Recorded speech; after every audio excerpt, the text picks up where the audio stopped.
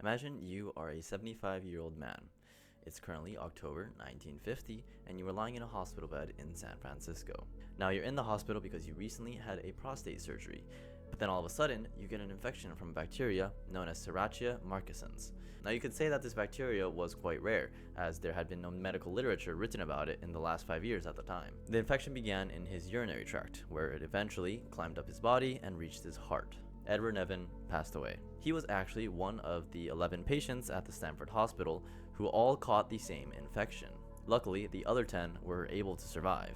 Now, to Nevin's family, as well as the doctors, the sudden infection and death was slightly confusing. However, there was something that nobody except the US military knew at the time.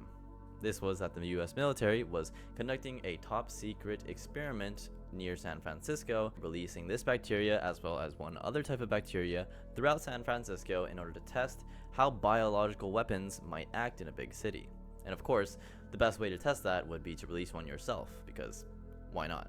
Now, the US military did believe these bacterium would be harmless and they shouldn't affect any patients. However, with the knowledge that we now know, that can be heavily debated. Now, this operation was called Operation Sea Spray, and it took over 25 years for Edward Nevin's family to find out. Now, the experiment itself is official and documented. However, whether or not that is what caused the 11 infections and the one death of a United States citizen is debated. So in today's video, we're going to be going over the experiment itself, as well as the aftermath and the court case that followed. So if that sounds interesting, then stay watching.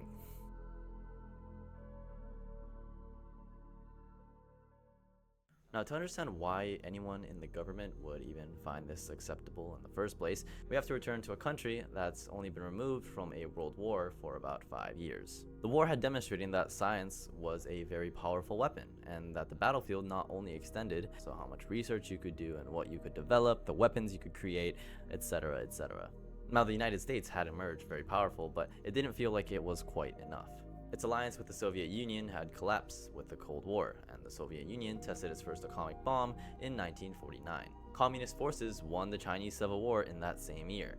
In June 1950, North Korea would proceed to invade South Korea, and the American forces had entered a variety of conflicts under the United Nations banner. However, military planners of this time feared that the next attack might not come with a flash or with an explosion, but rather through a biological weapon released without a hint. And particularly what seemed vulnerable were ports and coastal cities, because it could be released far more secretly through a boat rather than like a plane.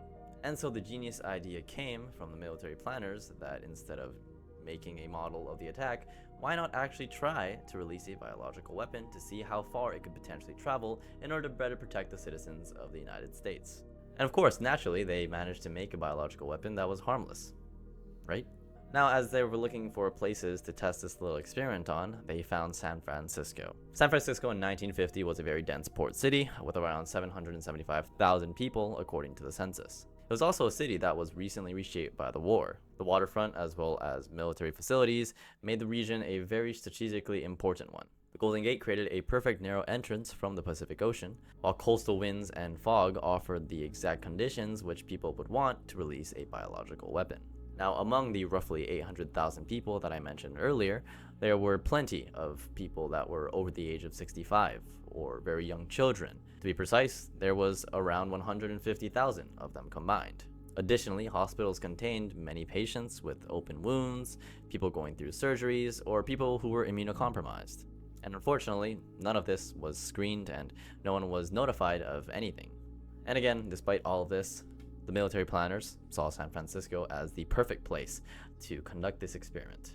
It was a very populated coastal city, which is obviously a very perfect place to experiment a bacteria that you're releasing in the air without notifying anyone or anything and, just hoping that it doesn't hurt anyone. But obviously they wanted to make it as realistic as possible, so they went ahead and went with it.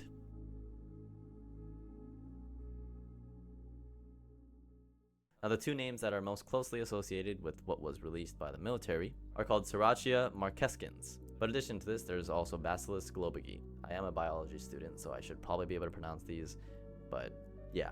Now, Serratia marcescens was chosen for its striking red pigment, which was also known as proteoglycin. This made colonies very easy to trace and identify, and it acted like a biological tracer to see how far it went. In the 1950s, Serratia was treated as a non-pathogenic or a very low risk of infection. However, with the information that we know in the modern day, We know that it can cause things like respiratory or bloodstream or urinary infections, particularly within hospitalized people. Now, obviously, the people back then didn't know about this. However, that doesn't exactly give you the coverage of, oh, I didn't know it caused this, so you can't possibly blame us for releasing it into a very populated city with hospitals, elderly people, and little children. Bacillus globigii was also another commune stimulant. It produces very durable spores, which was very good because it means the spores wouldn't die or, disintegrate before they could trace it. But of course, even this isn't a sterile dust, and it doesn't come without complications when under the right circumstances. This is the main problem when it comes to the sea spray. It's that sure, the organisms and bacteria chosen in order for this experiment were hypothetically low risk and wouldn't do anything to most people.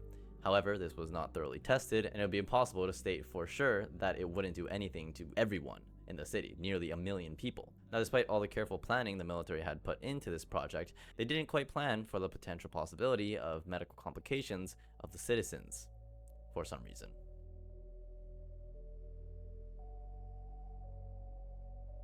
They detected that the airborne bacteria traveled as far as 23 miles from the releasing point. Later, the military made a very frightening statement. Using a normal breathing rate, they estimated that the 800,000 people in San Francisco had inhaled at least 5,000 tracer particles. Regardless, for the military, it was a success. The conclusion stated that an offshore biological release could in fact impact an entire coastal city. However, as this information was never passed down to even local doctors, when they began to detect unusual infections, they had no idea what it could be caused from.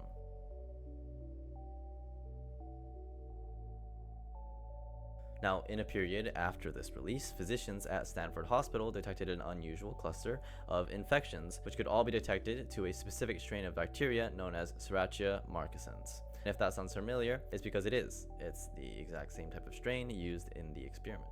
This organism was actually so unexpected that no medical literature had been done on it in about 5 years. Now, unfortunately, one patient was Edward J. Nevelin.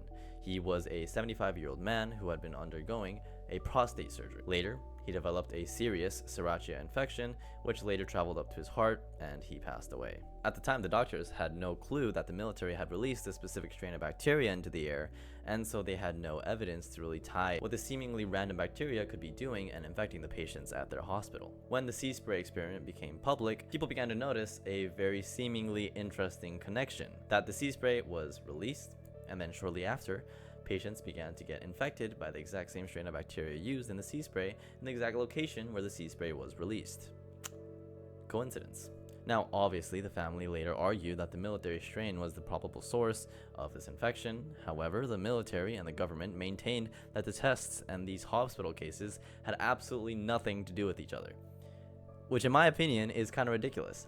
Obviously, I am not a doctor, nor am I a scientist that can actually study these and, conclusively say that one is related to the other. But I feel like if we were to put our thinking hats on for a second, we could see potentially, maybe just see how there's a possibility that the two might be connected. The military releases this bacteria strain, the specific bacteria strain that hasn't been in the medical field or really, talked about in the medical field for about 5 years, right? And then all of a sudden, after the release of the sea spray with that specific bacteria, we see patients developing infections from that bacteria in San Francisco, where they held the experiment. Now, Edward Nevin's grandson, Edward Nevin III, learned from a San Francisco Chronicle article that in 1976, his grandfather had become associated with this operation. The Nevin family eventually sued the government and went to trial in 1981. Their argument, naturally, was that the military's negligence had caused Edward Nevin's death because they released the sea spray, which later caused the infection on Edward Nevin. Now, scientific witnesses and others came forth to discuss whether or not the sea spray is what actually caused the death. And after further debate at the court, the family lost. Yes, the family lost the case. The courts concluded that there was not enough causation and that they had not been able to thoroughly prove that the sea spray is what actually caused this. So later on, the Supreme Court also denied hearing the case as the Ninth Circuit upheld the result. Now lastly, there's a few interesting theories that I want to leave you guys with, and you guys can figure out which one you want to believe. The first theory is that naturally the sea spray was what caused this original infection, and it is what killed Edward Nevin. Definitely, it is a very reasonable conclusion to draw between the two, but again, it is not something that has been definitively proven, and again, as we saw previously, the courts did not withhold it, and so it is Legally, not true. A little bit further onto this theory is that it did cause Edward Nevin's death. However, military officials threatened employees and told them that they would ruin their careers if they mentioned anything that would potentially cause the court to lean towards the family's way. This is supported by a scientist by the name of Matthew Meselson, who described a secondhand story about a Navy laboratory meeting in which employees were threatened if they mentioned anything that would harm the military's case. Now, as this is a second-hand report, it's not verifiable, so we don't actually know, but it's definitely an interesting theory that, who knows. And lastly, the last theory, I guess if you could call it, is that this heat spray had nothing to do with the deaths, and who knows what the infections of this specific bacteria came from, but it came from something else. Not too sure what, but you know, that's the last theory. Now, unfortunately, we cannot pull a valid conclusion to the ending of this. I can only really give you guys the question of what you guys think. You know, did the United States government kill a man by spraying bacteria over San Francisco? Not too sure. Don't know. And at the end of the day, a lot of things can be said about this incident.